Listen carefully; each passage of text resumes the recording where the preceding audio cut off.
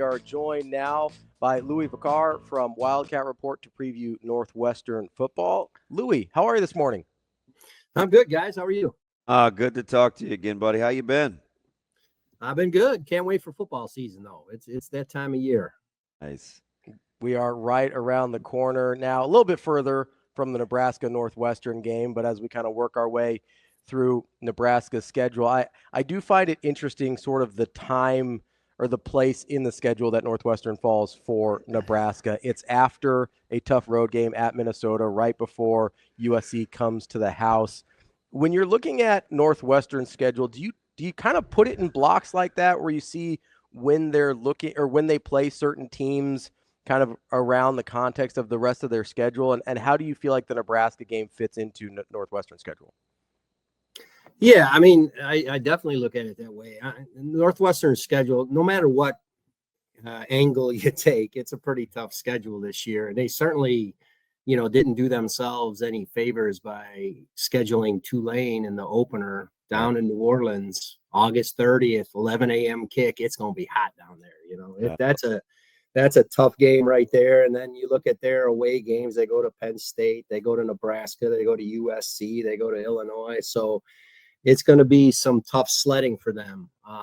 I think, where Nebraska, the thing about the Nebraska game, first of all, I missed having Nebraska on the schedule last year. It was kind of strange going through a season without it. And it's been such an entertaining series, and the overwhelming majority are one-score game. We had, 1-point game, 2-point games, Hail Marys. It's always been an entertaining kind of game. And Northwestern plays well at Memorial Stadium. They've done pretty well there too. So that's one that, especially if they stumble in that opener, they're going to have to find a way to steal a win or two on the road. And that may be one of them they have to get. We'll see. Louie, it's interesting. I think 2 years ago, we're thinking, man, Northwestern's flying under the radar. Tough Big Ten media days. It was awkward. Didn't get any favors from kind of your commish, and we got to grab the podium, and we're having a conversation. We win 8 games. Oh, whoa. If we're being honest, that was some coach of the year type stuff to get 8 out of that. Mm-hmm. The wins happen backwards. You go 4-8 a year ago. When you're looking at the program, you're not a victim of the year one success if you're looking at it, but was the 8 wins in year one, given what you inherited in the time that it was inherited, has that been an indictment on how you viewed year 2 last year? Yeah, I mean, you couldn't have had a better season. David Braun was Big Ten Coach of the Year, and, coming off of firing Fitz, who was, he was a beloved figure in Evanston, and they had the scandal that they were working through. And for that team to make a bowl game and win the games they did, that was just an unbelievable season for them. And then last year was a dud. I mean, let's face it, they really struggled offensively. They not only went 4-8, but they were an ugly 4-8. They were hard to watch. They couldn't score. It was pretty brutal. So, I look at David Braun right now. He's had one spectacular year, one disappointing year, and he's got a little bit to prove, I think, this year. You look at Northwestern. They're going into a new stadium, right? They got an $850 million stadium in 2026. They certainly don't want to put a bad product there. He's got a new athletic director in Mark Jackson, the guy that didn't hire him. And, they really ponied up in the transfer portal this year and paid some guys. They got 14 transfers, which is by far the most they've ever had. And they kind of, they addressed a lot of the needs they had out there. So he's got, I think, a little bit to prove. I'm not saying he's on the hot seat or anything like that, but I think there's some things that he's going to have to, I think, prove this year. This season after last year's debacle, I think he's got to prove that he's the right guy to lead the program in this, this crazy college football landscape that's changing all the time, I don't know if Cignetti screwed it up for everybody, but this is kind of how I feel about, like, when Michigan State hired Jonathan Smith, I'm like, that's a fantastic hire, right? Like, it was a really good hire. Braun's been Coach of the Year, and I feel like both these fan bases, and to some degree even in the media, they feel like these are big years for the respective coaches in such short tenures. It doesn't sound right, but you more than anybody would know the reality of it in Evanston, especially given what you talked about with the facilities and the money invested. Yeah, I mean, I think that's the big part of it, right? And it's not the guy that hired them is making the decision now, and they've got that new stadium. They want to sell all those luxury boxes and club seats and all that kind of stuff. And last year I think was really disappointing for the fan base, and that there's, and like I said, they kind of opened up the purse for them this year. That I think they really got what they wanted, and not only did they get those 14 guys, but for the first time ever, they had a lot of them enroll in January. So Northwestern was on a quarter system, and it was always too hard to get them in, but they worked with admissions and kind of streamlined the process so they can get these guys in January and go through winter workouts and then participate in spring practice. I think they had 12 transfers in spring practice. So, he was given a lot, and to whom much is given, much is expected, right? And like I said, I don't think he's under job pressure or anything like that.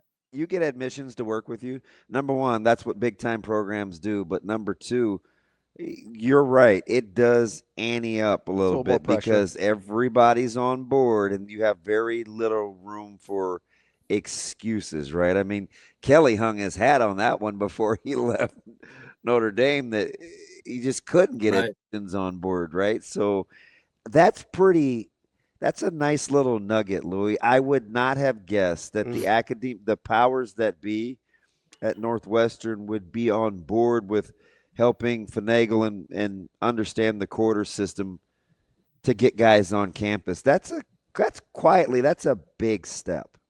Oh, that's a huge step. You're absolutely right. Especially, an academic school like Northwestern, where the academic requirements are always going to be a hurdle and stuff like that. And they, admissions work with them. And I think Mark Jackson, the new AD, was a big part of that as well.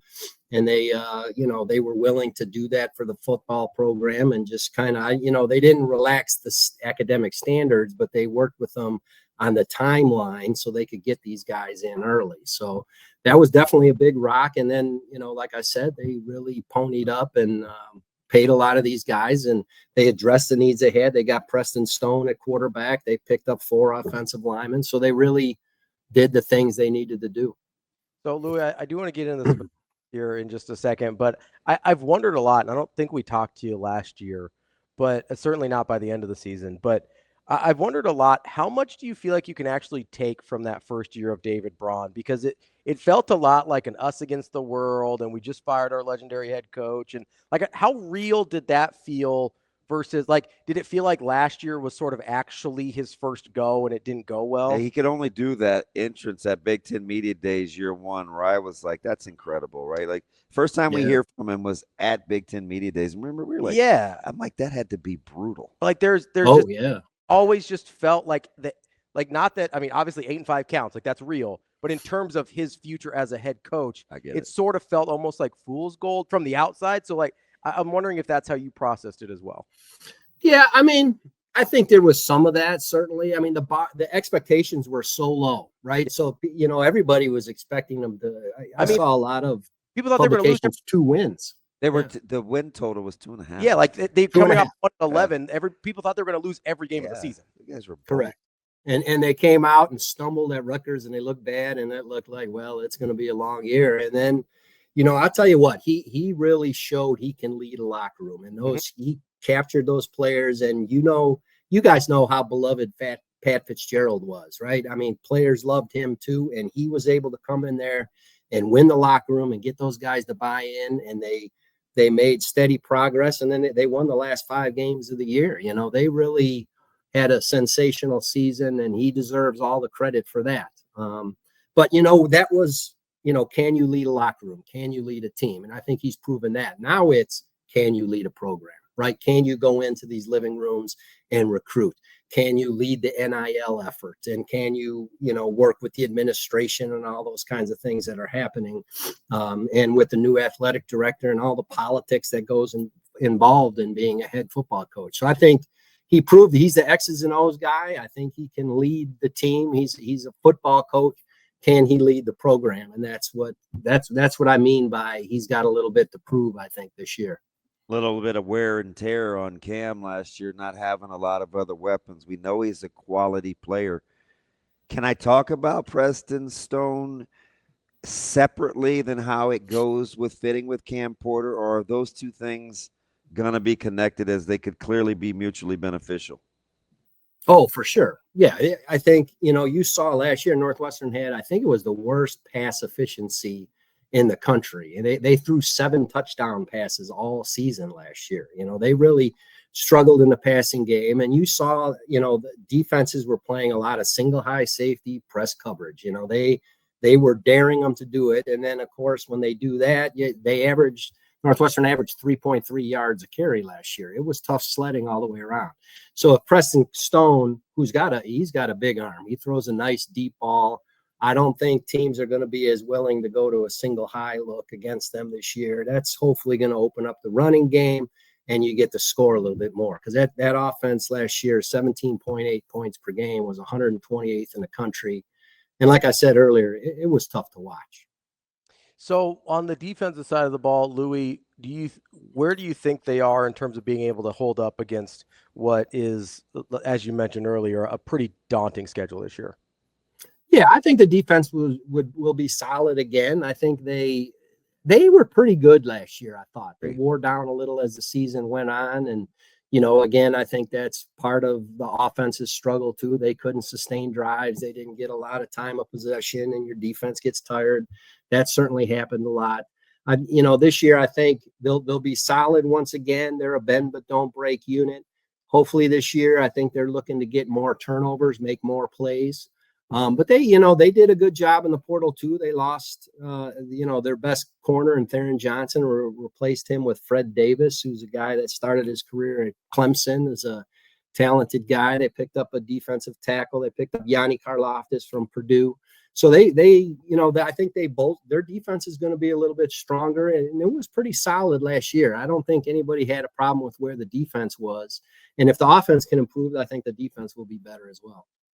It's just interesting to hear you talk about guys like Karloftis, and Purdue got decimated in terms of got to come back.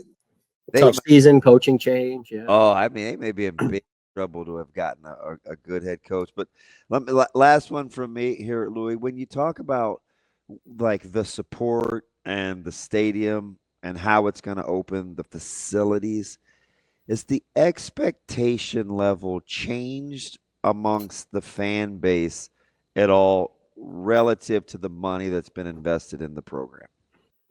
Oh yeah, absolutely. I think, we talked about $850 million stadium. They practice in a $270 million facility, beautiful structure out on the lake. If you guys haven't been there, next time you're in Chicago, you should go. It's amazing. And the new stadium, I tell you, I went down Central Street the other day. It is massive. I mean, the scope of that thing is just huge compared to the old stadium. It's actually fewer seats. It's only going to be 35,000 seats, but the structure is just massive. I do too. I think that's a good idea. You need to be 35 to 45. We're good. I think it's phenomenal. I think that was a good move. Get more purple and let you guys know when Nebraska comes in town, it's half red at least, and they've had to go to a silent count in their own stadium a lot of times over the years. So it'd be nice to see it mostly purple for a change. But all those things and the transfers that he got and the early admissions we talked about, all those things, I think the expectation is a little higher. And they, now in the days of revenue sharing where it's $20.5 million that they're, giving out, there's some expectations now, I think, attached to it. So, they went 4-8 last year, was disappointing. They do have a tough schedule. I think if they can get 6-6, if they can get, win 6 games and win a bowl game, I think everybody will go away happy and feel like the program's heading in the right direction. That's Louie Vaccher from the Wildcat Report. Louie, appreciate always the good. time. Good to talk to you, bud. Great stuff. All right. Thanks, guys. Have a good day.